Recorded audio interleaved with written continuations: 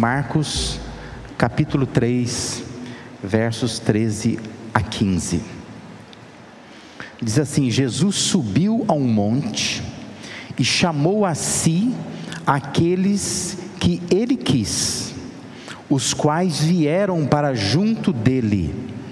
Escolheu 12, designando-os como apóstolos, para que estivessem com ele, os enviasse a pregar e tivessem autoridade para expulsar demônios. Amém?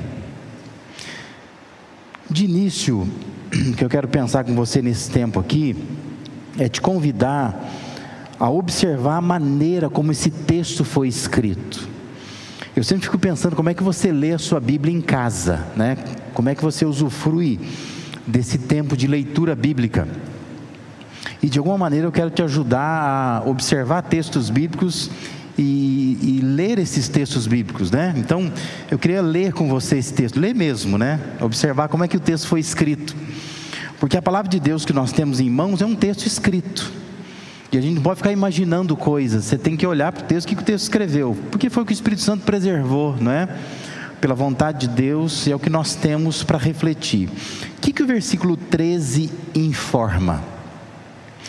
O versículo 13 informa que Jesus subiu a um monte, certo? Está escrito no texto aí, subiu no monte. Diz que ele chamou a si, ou para junto de si, aqueles que ele quis. Ou seja, não foi um convite aberto, foi uma escolha. Ele convida pessoas especificamente para estarem com ele ali. Estes que ele chamou atenderam a sua convocação. Se você quer saber quem são eles, é só ler os versículos 16 a 19, que ali que vai estar a descrição, né, do nome de cada um desses 12 homens que ele chamou. O que o versículo 14 nos informa? O versículo 14 diz a quantidade, ou seja, o número de escolha foi 12, né? Ele escolheu 12 homens. O verso 14 também nos informa a designação.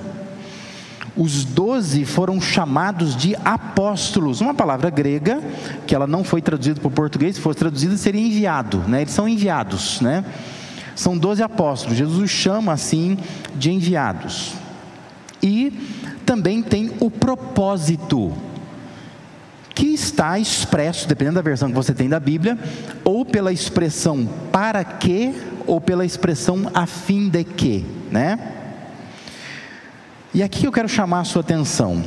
Qual é o propósito então de Jesus chamar para si aqueles que ele mesmo quis? Depois desse para que, ou do a fim de que, dependendo da versão que você tem, nós temos 3 propósitos aí. Primeiro diz que Jesus chamou aqueles 12 homens para que estivessem com ele. Essa é o primeiro propósito. O segundo propósito, para que os enviasse a pregar. E o terceiro propósito foi para que tivessem autoridade para expulsar demônios. Essa ordem, que quem escreveu, no caso Marcos, descreve as razões da chamada, ou os propósitos da chamada daqueles 12 homens, é muito importante, e é bom não mexer nessa ordem. Ou seja, primeiro, Jesus queria que aqueles homens estivessem com ele, observando, aprendendo, captando, absorvendo aqueles valores que às vezes a gente só consegue captar quando você convive com alguém, não é? Certamente você já teve essa experiência assim, né? Quando alguém vem e fala assim, não, aquela pessoa lá, não gosto dela e tal. Você já conviveu com ela? Porque quando você convive com ela, você fala, puxa, essa pessoa tem algumas coisas, né? Ou quando assim, você fica observando o pai de alguém, ou a mãe de alguém, fala, nossa, pai ausente, mãe ausente. Aí você vai falar com o filho fala, não. O filho aprendeu coisas com o pai, com a mãe, que só se aprende quando mora junto, quando convive junto, quando come junto, quando acorda junto, né? Então diz que Jesus primeiro ele fez isso. Ele diz: olha, eu quero que vocês, 12 homens chamados de apóstolos, eu quero que vocês estejam comigo. Assim começou o discipulado de Jesus com aqueles homens. Vocês vão ficar comigo. Não era um curso, não era nada disso. Era: eu quero que vocês andem comigo. Nós vamos comer junto, nós vamos andar junto por aí, vocês vão ficar vendo o que eu faço, né? Eu quero que vocês estejam comigo. Segundo, Jesus, ele queria enviar aqueles homens para pregar, para compartilhar, para testemunhar o que eles conseguiram captar desta comunhão com Jesus. Então diz que o primeiro propósito é para que eles estivessem com ele. O segundo propósito é para os enviar a pregar. Eu quero que vocês falem o que vocês estão aprendendo comigo, que vocês testemunhem, que vocês observam daquilo que eu faço. Em terceiro, Jesus queria que aqueles homens tivessem a autoridade para combater o mal, definido no texto aqui como o ato de expelir demônios. A ordem tem que ser mantida para a correta compreensão do texto. Presta atenção. Eles só teriam autoridade para combater o mal se fossem enviados por Jesus. E eles só seriam enviados por Jesus se estivessem com Jesus. Entendeu? De cima para baixo, você inverte o texto que você entende, né? Quem é que tinha autoridade para expelir demônios? Quem Jesus enviou. Quem que Jesus enviou? Quem estava com ele. É assim que funcionou a dinâmica, não é? E é assim que o texto está escrito. É bom não mexer nessa ordem aí. Esse conhecidíssimo, né, famoso educador, filósofo, também teólogo, chamado Mário Sérgio Cortella, ele tem uma frase muito conhecida dele, que diz assim: na vida nós devemos ter raízes e não âncoras. Raiz alimenta, âncora imobiliza. Quais eram as raízes daqueles homens, daqueles 12 homens? A caminhada, a convivência, a comunhão com Jesus foi a base, foi o fundamento, foi a escola, foi a preparação, foi a fonte, foi a raiz de tudo que eles vieram a fazer depois. É curiosa essa forma como Jesus preparou aqueles homens. Ele coloca aqueles homens perto dele, para que esses homens vejam o que ele faz. Depois Jesus então coloca esses homens para fazer, ele envia esses homens para fazer.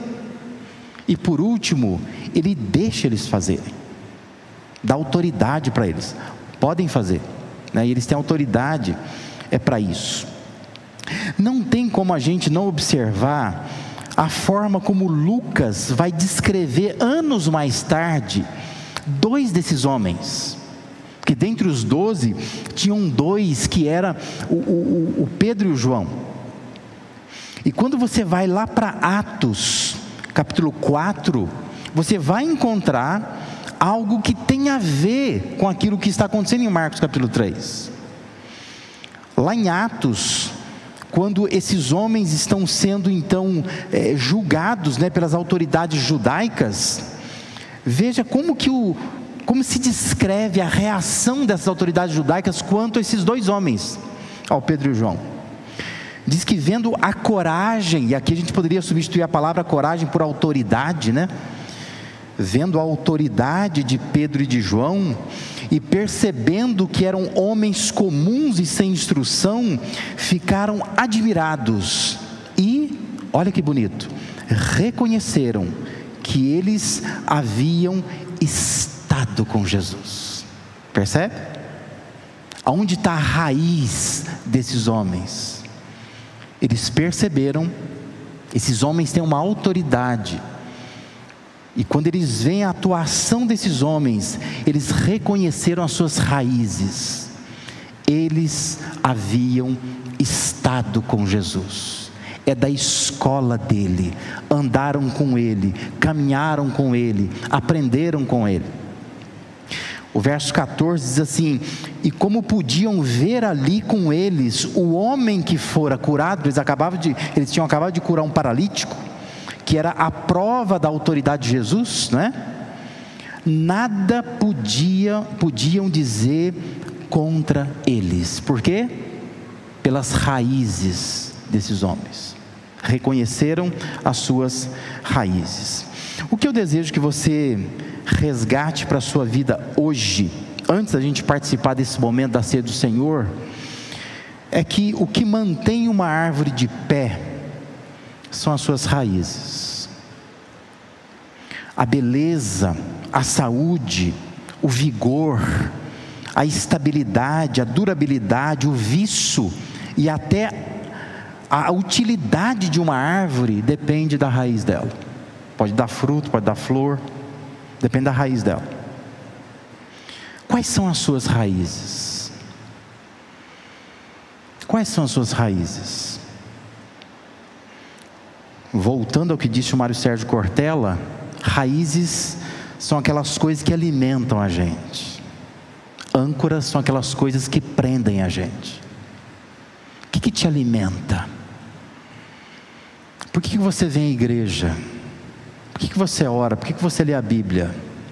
Você está preso a alguma coisa? Algum tipo de medo, de pavor, de tradição? Você é alimentado por isso, porque a sua história começa lá no fato de que você esteve com Jesus, e porque você esteve com Jesus, Ele te envia, e porque Ele te envia, você tem a autoridade de Jesus.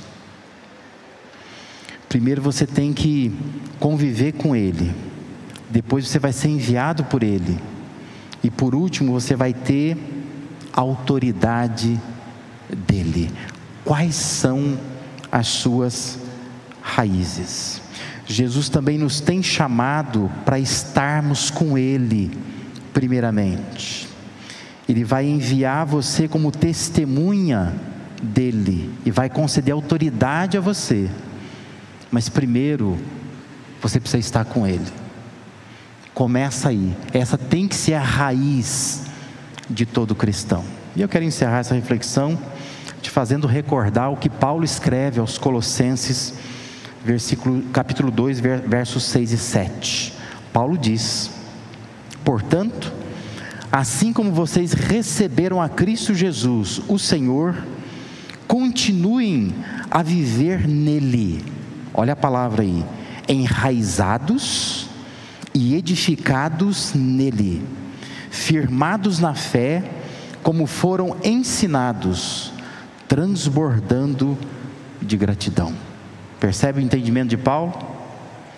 Paulo entendia que as nossas raízes estão em Jesus de Nazaré, porque nós tivemos um tempo com Ele. Aí nós podemos sair por aí fazendo coisas, mas não sai por aí fazendo coisas sem primeiro ter estado com Ele.